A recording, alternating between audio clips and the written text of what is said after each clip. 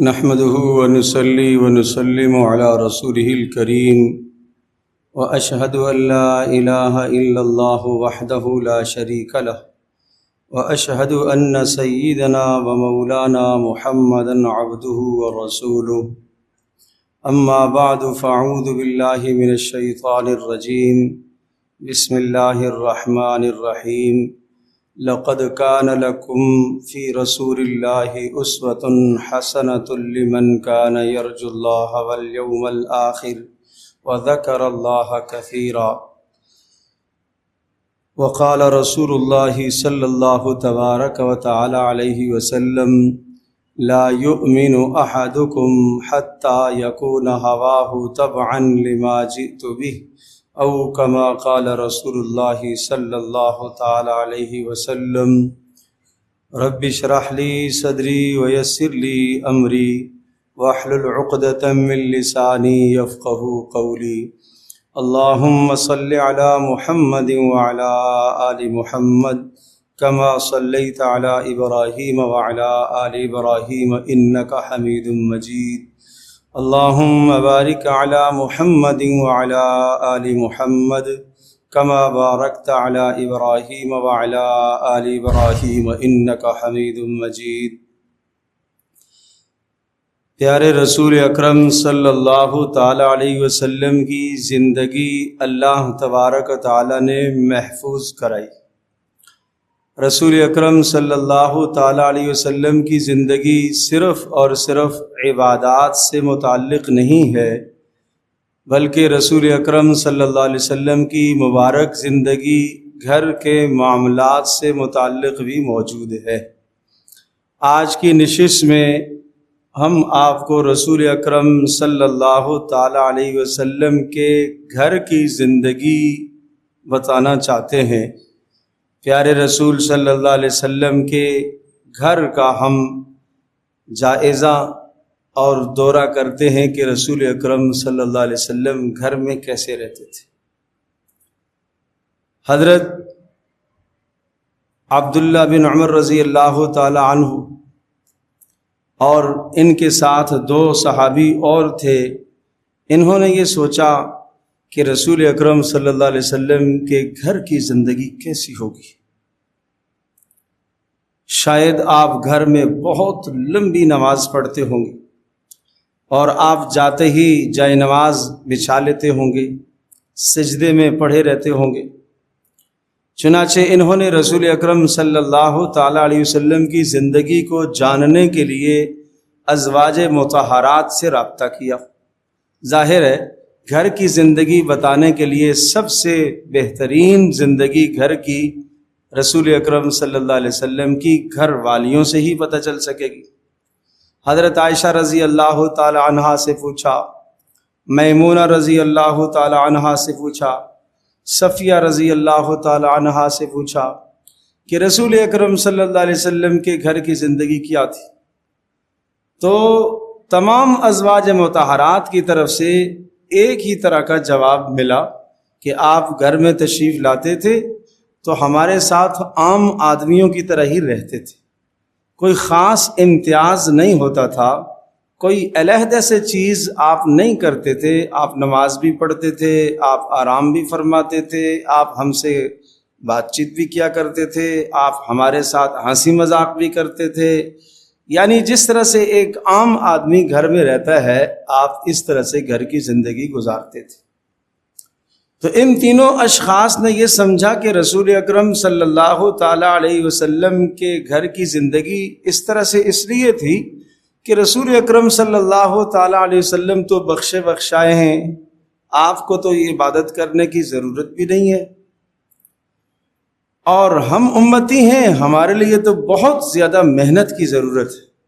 چنانچہ ایک نے کہا کہ میں کیا کروں گا، میں ساری رات عبادت کیا کروں گا، ایک نے کہا کہ میں سارا دن روزہ رکھوں گا، ایک نے کہا کہ میں شادی نہیں کروں گا تاکہ میری زندگی عبادت میں صرف ہو جائے۔ رسول اکرم صلی اللہ تعالی علیہ وسلم کو ان تینوں کی باتوں کا پتہ چلا اور ارادوں کا پتہ چلا تو آپ نے ان تینوں اشخاص کو بلایا اور آپ نے ناراضگی کا اظہار فرمایا اور آپ نے یہ ارشاد فرمایا کہ دیکھو میں گھر میں جاتا ہوں اور میں گھر میں کھانا بھی کھاتا ہوں اور میں آرام بھی کرتا ہوں اور میں نماز بھی پڑھتا ہوں اور میں نے شادیاں بھی کر رکھی ہیں، اور جو آدمی میری سنت سے اعراض کرے گا وہ میرا نہیں ہے۔ فمن رغب عن سنتی فلیس منی، جو میری سنت سے اعراض کرے گا وہ میرا نہیں ہے۔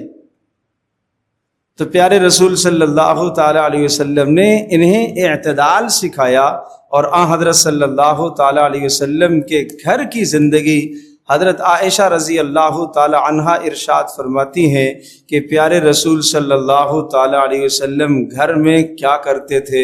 فرمایا آپ علیہ الصلوۃ والسلام کان یخسف النعل، گھر میں اگر جوتا پھٹ جائے تو آپ اپنے جوتے کو خود درست کر لیا کرتے تھے، جوتا خود سی لیا کرتے تھے۔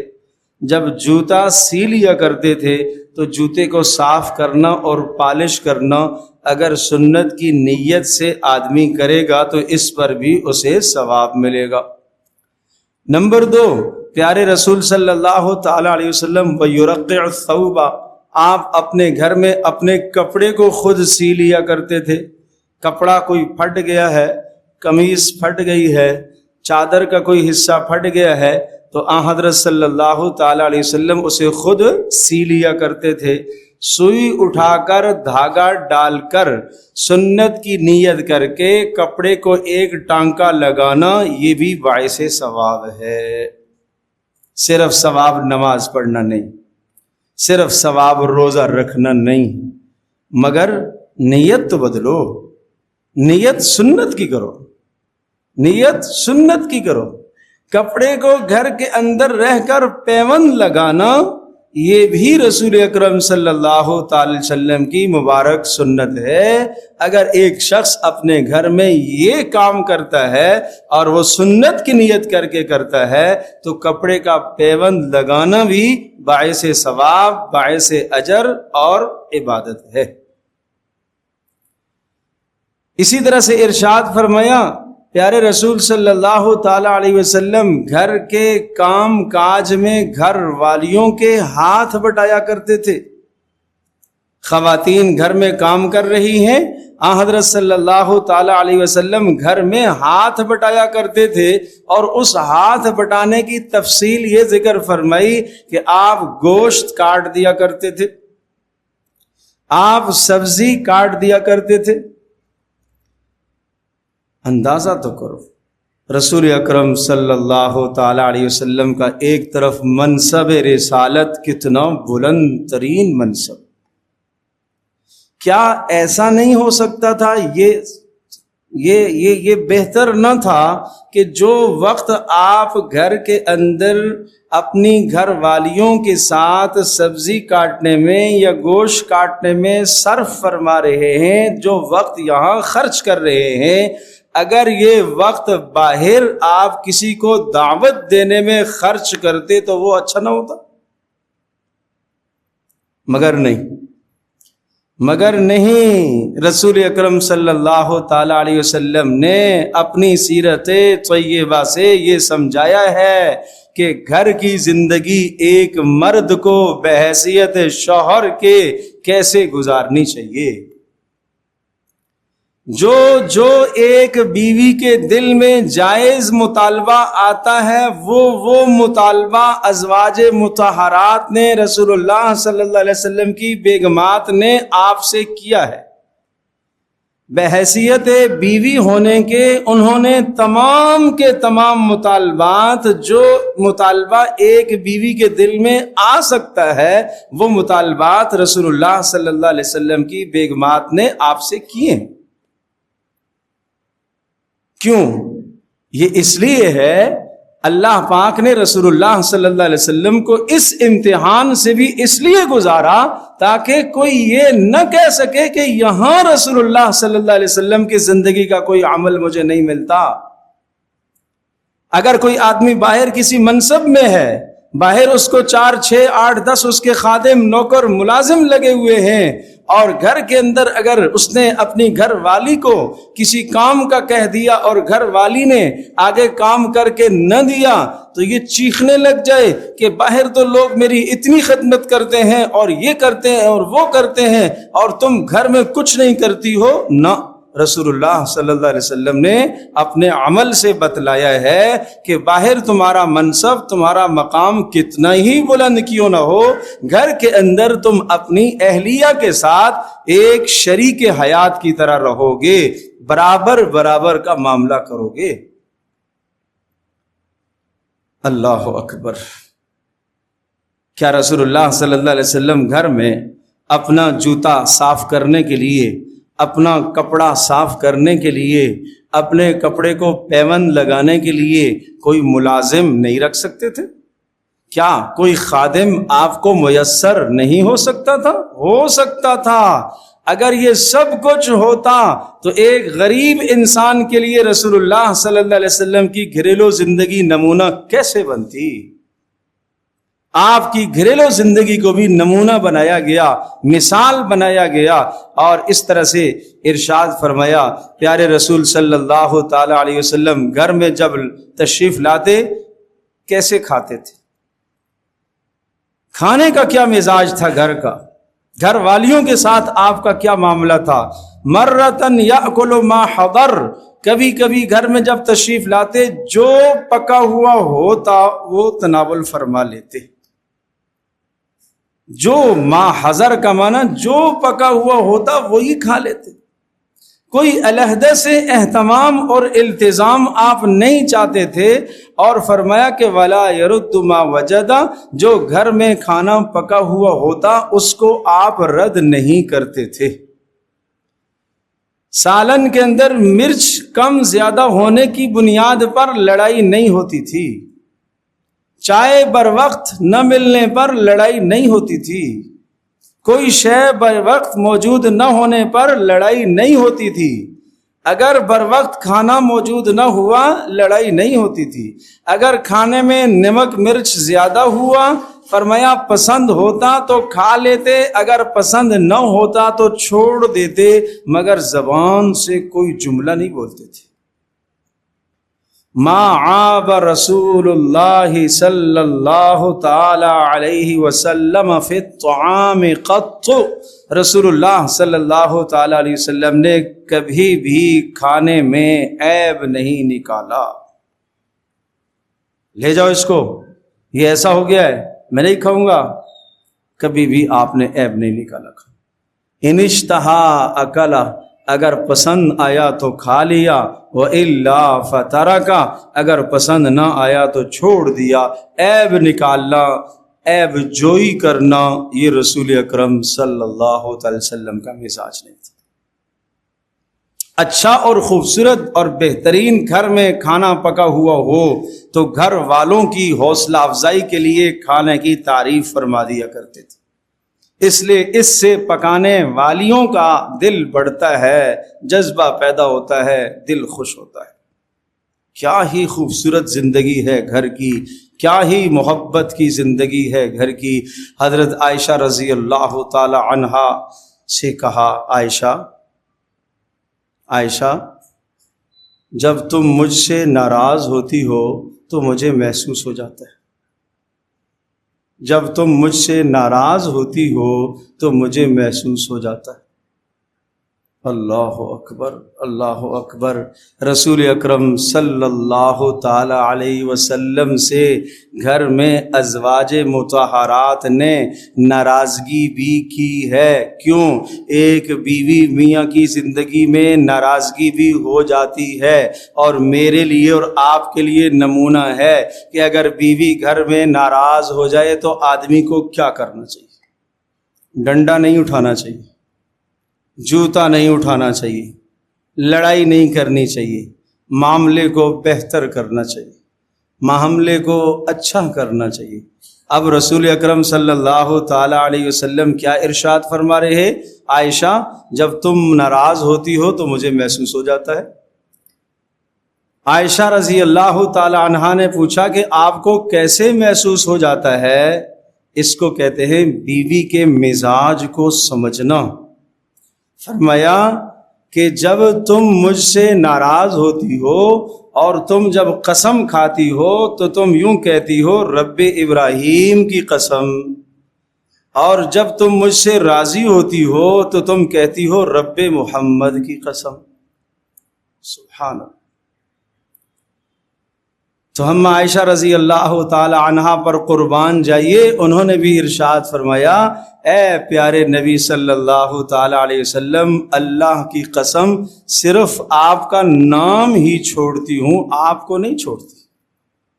جو میں یہ کہتی ہوں کہ رب ابراہیم کی قسم، اس وقت آپ کا نام نہیں لیتی، بس صرف وہ نام کا تذکرہ نہ کرنا اور زبان پر آپ کا نام نہیں لاتی، باقی آپ کی محبت اسی طرح سے ہوتی ہے۔ تو یہاں کیا سمجھایا کہ اگر بیوی بھی کبھی غصے کا اظہار کر دے تو آدمی کو برداشت کر لینا چاہیے، اس لیے کہ یہ ازدواجی زندگی کے اندر، یہ میاں بیوی کی مشترکہ زندگی کے اندر یہ ہو سکتا ہے۔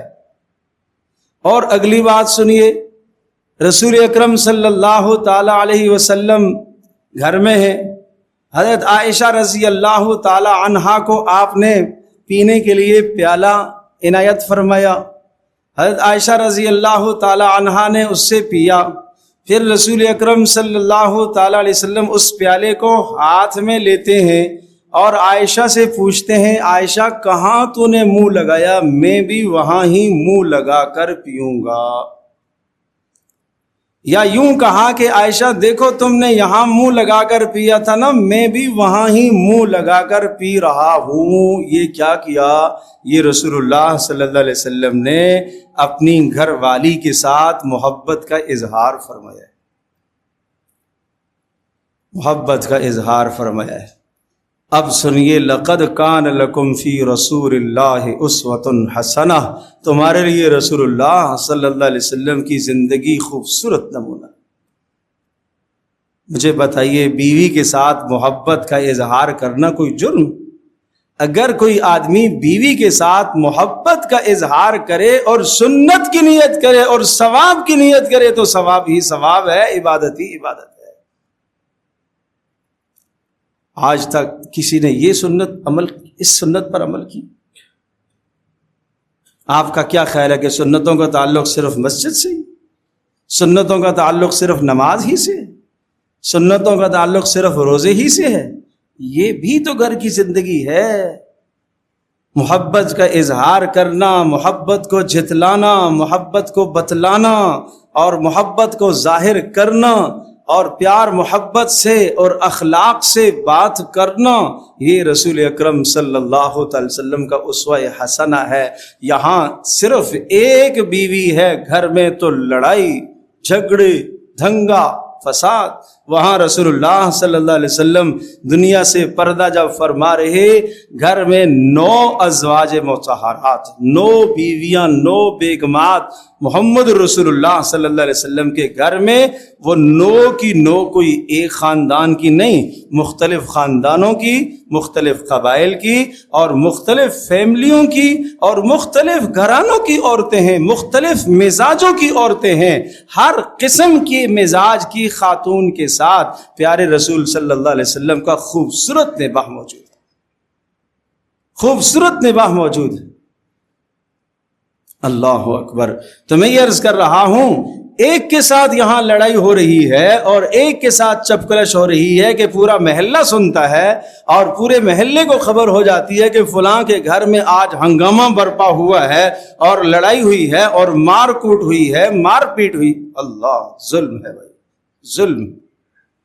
حضرت انس رضی اللہ تعالی عنہ ارشاد فرماتے ہیں، میں نے رسول اکرم صلی اللہ تعالی علیہ وسلم کی خدمت میں 10 سال گزارے، بچپن کا زمانہ گزارا، یعنی وہ زمانہ انس رضی اللہ تعالی عنہ کا رسول اکرم صلی اللہ تعالی علیہ وسلم کے گھر میں گزرا جب انس چھوٹے تھے، نابالغ تھے، ازواج مطہرات کے سامنے آنا جانا بھی ہوتا تھا، وہ بچپن کا زمانہ گزارا۔ فرمایا کبھی بھی آپ نے کسی بیوی پر ہاتھ نہیں اٹھایا، کبھی بھی کسی بیوی پر ہاتھ۔ اتنی شادیوں میں تو کبھی تو ایسی نوبت آ جاتی کہ آپ نے کوئی ہاتھ اٹھایا ہو، کبھی تو ایسی نوبت آ جاتی کہ آپ نے کوئی گالی دی ہو، کبھی تو کوئی ایسی نوبت آ جاتی کہ آپ نے سخت ڈانٹا ہو؟ نہ، اللہ کے معاملے میں ارشاد فرمایا جہاں اللہ کے حق کو ضائع کیا جا رہا ہو، پامال کیا جا رہا ہوتا تو وہاں ناراضگی کا اظہار فرما لیا کرتے تھے، وہاں ناراضگی کا اظہار فرماتے تھے، اور اس ناراضگی کا اظہار کا فرمانا وہ بھی اللہ کی رضا کے لیے ہوتا تھا۔ تو محمد رسول اللہ صلی اللہ تعالی علیہ وسلم کی گھر کی زندگی ہمارے لیے نمونہ، ہمارے لیے نمونہ ہے۔ حضرت عائشہ رضی اللہ تعالی عنہا اور حضرت صفیہ رضی اللہ تعالی عنہا کے درمیان میں ایک مرتبہ کوئی بات ہو گئی۔ حضرت عائشہ رضی اللہ تعالی عنہا نے کوئی جملہ ارشاد فرما دیا جو نامناسب تھا۔ رسول اکرم صلی اللہ تعالی علیہ وسلم کو پتہ چلا، پیارے رسول صلی اللہ تعالی علیہ وسلم ناراض ہو گئے، اور یہ ناراضگی رسول اکرم صلی اللہ علیہ وسلم کا ناراض ہونا حضرت عائشہ رضی اللہ تعالی عنہ کو بھلا کیسے برداشت ہو سکتا ہے؟ فوراً منانے کی کوشش کرتی ہیں، اور منانے کے لیے پھر کیا کیا؟ پہلے حضرت صفیہ رضی اللہ تعالی عنہا سے جا کے معذرت کی، اور پھر صفیہ ہی کو سفارشی بنایا کہ آپ رسول اکرم صلی اللہ علیہ وسلم سے کہیے کہ میں نے عائشہ کو معاف کر دیا اور وہ مجھ سے راضی ہو جائیں۔ صفیہ رضی اللہ تعالی عنہا تشریف لائی، قربان جائیے، ان کی کیا خوبصورت زندگیاں تھیں، کیا پیاری زندگیاں تھیں، اور انہوں نے آ کر رسول اکرم صلی اللہ تعالی وسلم کو بتلایا میں عائشہ سے خوش ہو گئی ہوں، میں راضی ہوں، آپ بھی راضی ہو جائیے۔ آپ مسکرا دیے اور رسول اکرم صلی اللہ علیہ وسلم راضی ہو گئے۔ ناراض ہونا اللہ کی رضا کے لیے اور راضی ہو جانا بھی اللہ کی رضا کے لیے، اور فرمایا کہ بہت اچھا انسان وہ ہے، بہت اچھا انسان وہ ہے جو بہت دیر سے ناراض ہوتا ہے اور راضی کرنے میں جلدی راضی ہو جاتا ہے، راضی کرنے میں جلدی راضی ہو جاتا ہے۔ یہ آدمی بہت اچھا ہے، گھر میں باپ ہونے کی حیثیت سے، بھائی ہونے کی حیثیت سے، شوہر ہونے کی حیثیت سے اگر گھر سے ناگواری ہوئی ہے، بھائی سے کوئی بات پہنچ گئی ہے، جلدی راضی ہو جاؤ بھائی، معاملے کو طول نہ دیا کرو۔ بیوی سے ناراضگی ہو گئی ہے، فوری راضی ہونے کی کوشش کیا کرو، فوری راضی ہونے کی کوشش کیا کرو۔ ایک جس طرح سے وہ راضی کرنے والا آدمی چاہ رہا ہوتا ہے یا گھر والی چاہ رہی ہے کہ میں اپنے شوہر کو راضی کروں، اسے راضی کرنے کا شوق ہے، اس طرح سے اس آدمی کو راضی ہونے کا شوق ہونا چاہیے کہ کتنی جلدی بات بن جائے تاکہ میں راضی ہو جاؤں۔ یہ ہے رسول اکرم صلی اللہ علیہ وسلم کی مبارک زندگی۔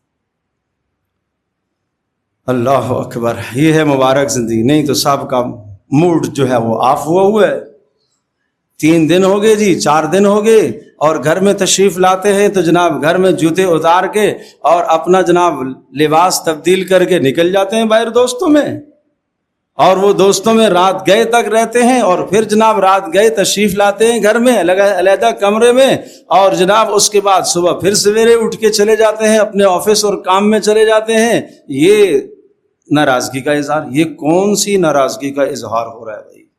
یہ کیا ناراضگی؟ مجھے یہ بتائیے، اگر یہ چیزیں ہمارے گھر کے اندر رہیں گی، آج افسوس یہ ہے کہ ہم نے اپنے گھروں کو اللہ تبارک تعالیٰ کی رحمت کا مرکز نہیں بنایا ہوا، ہم نے اللہ کی طرف سے لعنتیں برسنے کا مرکز بنایا ہوا ہے۔ میں ایک مثال عرض کرتا ہوں، ایک آدمی اپنے گھر کے اندر ایسا کر لیتا ہے کہ اپنے گھر کے اندر خوشبو، گلدستے اور خوشبوئیں اور پھول اور قسم قسم کی خوشبوئیں لا کے چھڑکتا ہے، دھونی دیتا ہے گھر کی، تو آپ مجھے بتائیے اس آدمی کے گھر سے خوشبو آئے گی کہ نہیں آئے گی؟ بولو بھائی، کیوں جی؟ اس لیے کہ اس نے اپنے گھر میں خوشبو کا ماحول فراہم کیا ہے۔ اور ایک آدمی اپنے گھر کے اندر غلاظت ڈال دیتا ہے، گندگیاں ڈالتا ہے، باہر سے بھی گندگی لا کے اندر گھر میں ڈالتا ہے، اس گھر میں کیا ہوگی؟ بدبو ہی بدبو ہوگی، بدبو ہی بدبو۔ یہاں بچھو، یہاں سانپ، یہاں کیڑے، یہاں مکوڑے، یہاں ہر گندگی آئے گی، کیونکہ اس نے گھر کا ماحول گندگی کا بنایا ہوا ہے۔ اگر ایک آدمی اپنے گھر میں محبت کا ماحول بناتا ہے، دین کا ماحول بناتا ہے، نیکی کا ماحول بناتا ہے، دینداری کا ماحول بناتا ہے، رسول اللہ صلی اللہ علیہ وسلم نے فرمایا اپنے گھروں کو قبریں نہ بنایا کرو، قبرستان نہ بنایا کرو، اپنے گھروں کے اندر نمازوں کا اہتمام کیا کرو، نفلی نمازیں پڑھا کرو۔ خواتین کے لیے گھر میں ایک جگہ متعین ہونی چاہیے جہاں خواتین خانہ گھر کے اندر نماز پڑھا کریں، گھر میں تلاوت کا اہتمام ہو، گھر میں دین کی بات ہوتی رہے، گھر میں رسول اللہ صلی اللہ علیہ وسلم پر درود شریف پڑھا جاتا رہا ہو۔ جب جس گھر کے اندر یہ سارے اسباب ہوتے رہیں گے وہاں اللہ کی رحمت کے فرشتے داخل ہوں گے۔ جب اللہ کی رحمت کے فرشتے داخل ہوں گے تو فرشتے کیا کرتے ہیں؟ جب آپ گھر میں داخل ہوں گے تو فرشتے کا کام یہ ہے تمہارے گھر میں، تمہارے دل میں نیک خیال ڈالنا، اچھا خیال ڈالنا، اچھا تصور ڈالنا۔ اب آپ گھر کے اندر داخل ہوئے، جیسے ہی داخل آپ ہوں گے تو فرشتہ آپ کے دل میں نیکی ڈالے گا، خیال ڈالے گا، اچھا خیال ڈالے گا۔ اگر بیوی سے کوئی غلطی بھی ہو گئی تو فرشتہ دل میں خیال ڈالے گا اللہ کی بندی ہے، کوئی بات نہیں، معاف کر دو۔ ادھر بیوی کے دل میں خیال ڈالے گا کہ دیکھو شوہر آیا ہے، اس کی قدر کرو، اس کی عظمت کرو۔ ادھر ماں کے دل میں خیال ڈالے گا دیکھو بیٹا آیا ہے، اس کی عظمت ہے، اس کی قدر کرو، اس کا خیال رکھو، یہ تھکا ہوا باہر سے آیا ہے، اسے محبت دو، اسے وقت دو۔ باپ کے دل میں خیال ڈال رہا ہے اولاد بیٹا آیا ہے، اسے وقت دو، اسے محبت دو، اسے اہمیت دو۔ یہ کون؟ یہ فرشتہ خیال ڈالتا ہے۔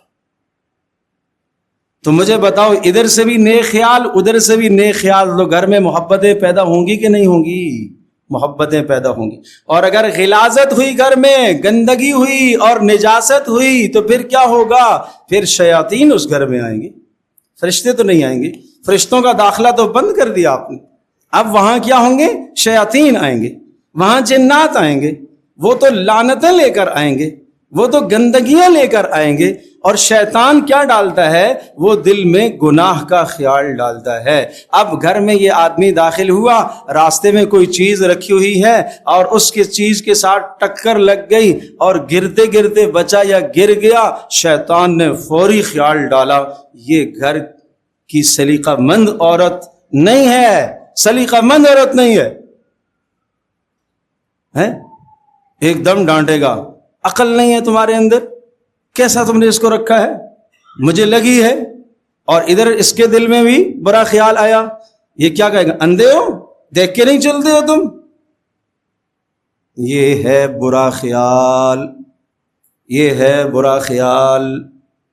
اور اس برے خیال کے نتیجے میں گھر میں ہو گیا جھگڑا، اور اس جھگڑے کے نتیجے میں پھر ہو گئی طلاق۔ پھر بات یہاں تک نہیں، دو خاندان بچھڑ گئے، پھر بات یہاں تک نہیں، اولادیں تباہ ہو گئیں۔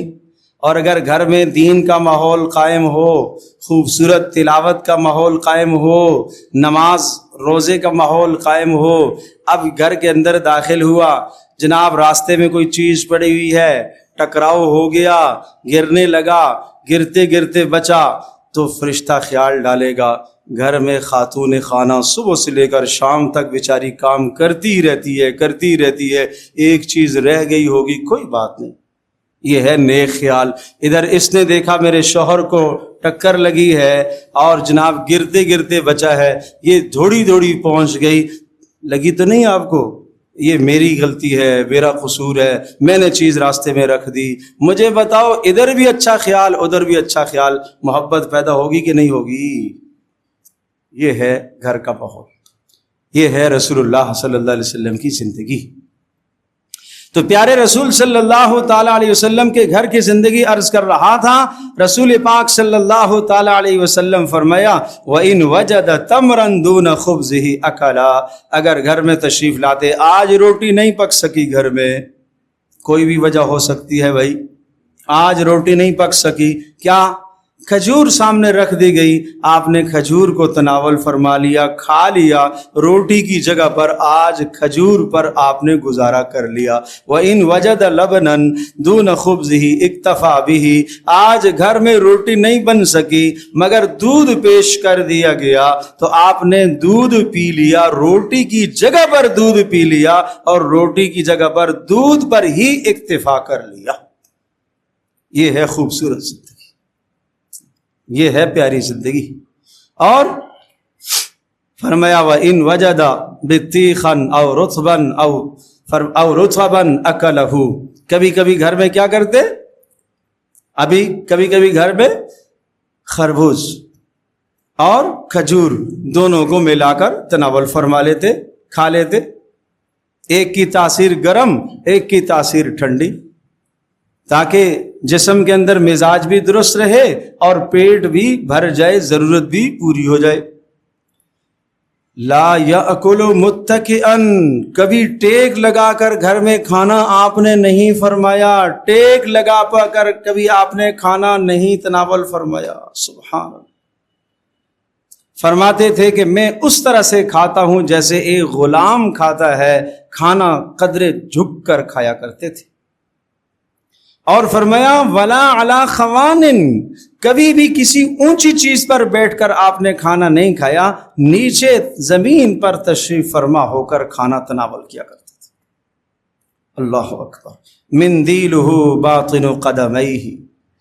اور جب کھانا کھا لیتے تو ہاتھ صاف کرتے, ہاتھ پوچھتے کس چیز سے, سوچو تو صحیح. رسول اکرم صلی اللہ تعالی علیہ وسلم ٹیشو پیپر, یہ جب سے مصیبت آئی تو ہاتھ دھونے کی سنت سے تو ہم محروم ہو ہی گئے, ورنہ کھانے سے پہلے بھی ہاتھ دھونا سنت, کھانے کے بعد بھی ہاتھ دھونا سنت. پہلے اگر ہاتھ دھوئیں گے تو وہ باعث برکت ہے, اور پہلے جو ہاتھ دھوئے جاتے ہیں ان کو رومال سے, کپڑے سے, ٹشو سے صاف نہیں کیا جاتا, نہیں کرتے تھے آپ. بعد میں جو ہاتھ دھویا کرتے تھے اسے صاف فرما لیا کرتے تھے. اور عام طور پر رسول پاک صلی اللہ تعالی علیہ وسلم جب کھانا تناول فرماتے, انگلیوں کو چاٹ کر پھر اس کے بعد جو کھانے کی تری لگی ہوتی تو فرمایا مندیلہ باطن قدمیہ. آپ کے رومال یعنی ٹشو پیپر کیا تھا, تلووں کے نچلے کا حصہ پیروں کے نیچے مل دیتے. اللہ اکبر. پیروں کے نیچے, تلووں کے نیچے آپ مل دیتے, تلووں کے نیچے مل دیتے. اس میں حکماء نے بڑی حکمتیں لکھی ہیں اور طبی اعتبار سے فوائد لکھے ہیں. میں اس وقت اس موضوع کو ذکر نہیں کرتا, صرف اتنا ہی ہے کہ یہ پیارے رسول صلی اللہ علیہ وسلم کی سنت ہے, یہ سنت ہے. اس طرح سے رسول اکرم صلی اللہ تعالی علیہ وسلم گھر کی زندگی. اور فرمایا کہ لم یشبع من خبز بر 3 ایام متوالیۃ. مسلسل 3 دن کبھی گندم کی روٹی آپ نے نہیں کھائی, مسلسل 3 دن کبھی گندم کی روٹی نہ کھائی. حتی لقی اللہ تعالی, یہاں تک کہ اللہ کے پاس چلے گئے. اور یہ ایسا آپ نے کیوں کیا؟ ایثارا علی نفسہ لا فقرا ولا بخلا. اللہ اکبر. فرمایا کہ یہ بخل کی وجہ سے نہیں کیا, یہ فقر کی وجہ سے نہیں کیا, بس اپنے آپ کو سادگی پر ڈالا تاکہ امت کے غریبوں کے لیے ایک مثال قائم ہو جائے. کہ کوئی یہ نہ کہے کہ وہ تو اللہ کے رسول تھے, ان کے پاس تو بہت کچھ کھانے پینے کو تھا, میں تو ایک غریب آدمی ہوں. آج ایک غریب انسان بھی چاہے کہ میں رسول اکرم صلی اللہ علیہ وسلم کی زندگی کے مطابق اپنی زندگی گزارنا چاہوں, ایک بادشاہ چاہے, ایک امیر چاہے, ایک شہزادہ چاہے, دنیا کا کوئی انسان ایسا نہیں ہے جو یہ کہے کہ میں رسول اکرم صلی اللہ علیہ وسلم کی زندگی کے مطابق اپنی زندگی گزارنا چاہتا ہوں اور اس کو سنت سے رہنمائی نہ ملے. کوئی ایسا انسان نہیں. آپ نے زندگی کا کوئی شعبہ ایسا نہیں چھوڑا جس میں آپ کی خوبصورت تعلیمات نہ ہو. تو میں یہ عرض کر رہا تھا آج ہم اس جگہ پر پہنچ چکے ہیں, ہم کہتے ہیں بھائی کاروبار بھی اچھا تھا اور وہ بھی جناب خراب ہو گیا, اور گھر میں محبتیں بھی نہیں رہی, اور بچے مجھ سے لڑ رہے, میں گھر میں جاتا ہوں بچوں سے لڑائی, بیوی سے لڑائی, ایک گھر جہنم بنا ہوا ہے. اور کیا ہمارا ذہن کہاں جا, وہ شیطان ہے ظالم, یہ کسی نے کچھ جادو کرا دیا, یہ کسی نے کچھ کروا دیا, یہ ہو گیا. یہ سب شیطان اس طرف لے کے جاتا ہے, اعمال کی طرف نہیں آنے دے گا. یہ سب کچھ کیوں ہوا؟ یہ گھر کی بدعملی کی وجہ سے ہوا. اپنے گھر میں عمل پیدا کرو, اپنے گھر کا ماحول دینی بناؤ. بس آخری بات کہہ کے بات ختم کرتا ہوں. بڑی پیاری بات ہے, بڑی پیاری بات سننے کی ہے. آپ نے فرمایا الا کلکم راعٍ, تم میں سے ہر آدمی چرواہا ہے, نگہبان ہے, اور ہر نگہبان سے اس کی رعایا کے بارے میں پوچھ ہوگی. اور ایک مثال سے سمجھایا, کیوں؟ اس لیے کہ جو آدمی آپ نے چرواہا رکھا, آپ کی بکریاں ہیں مثال کے طور پر, اور آپ نے ایک چرواہا رکھا, تو ان بکریوں کو صحیح چرانا کس کا کام ہے بھائی؟ چرواہے کا کام ہے یا مالک کا؟ چرواہے کا کام ہے. نمبر 2, بکریوں کو بر وقت پانی دینا کس کا کام ہے؟ چرواہے کا کام ہے. نمبر 3, بکریوں کو بھیڑیے سے بچانا کس کا کام ہے؟ چرواہے کا کام ہے. تو آپ نے فرمایا تم میں سے ہر آدمی اپنے گھر کا چرواہا ہے, اپنے گھر کا نگہبان ہے. اپنے گھر کے اندر بچوں کو, بیوی کو جس طرح سے خوراک فراہم کرنا تمہاری ذمہ داری ہے, صاف ستھرا پانی فراہم کرنا تمہاری ذمہ داری ہے, اسی طرح سے گھر میں دینی ماحول فراہم کرنا بھی تمہاری ذمہ داری ہے. اپنے گھر میں شیطان سے بچانا. انسان کا بھیڑیا فرمایا شیطان ہے, شیطان انسان کا بھیڑیا ہے. اپنے بچوں کو, اپنی بیوی کو, بچیوں کو شیطان سے بچانا جس طرح سے چرواہے کی ذمہ داری ہے کہ بکریوں کو بھیڑیے سے بچائے, اس طرح سے گھر والے کی ذمہ داری ہے اپنے اہل خانہ کو, بچوں کو, بچیوں کو, بیوی کو شیطان کے مکر و فریب اور داؤ سے بچانے کی کوشش کرے. اللہ مجھے بھی, آپ کو, ہم سب کو عمل کی توفیق عطا فرمائے.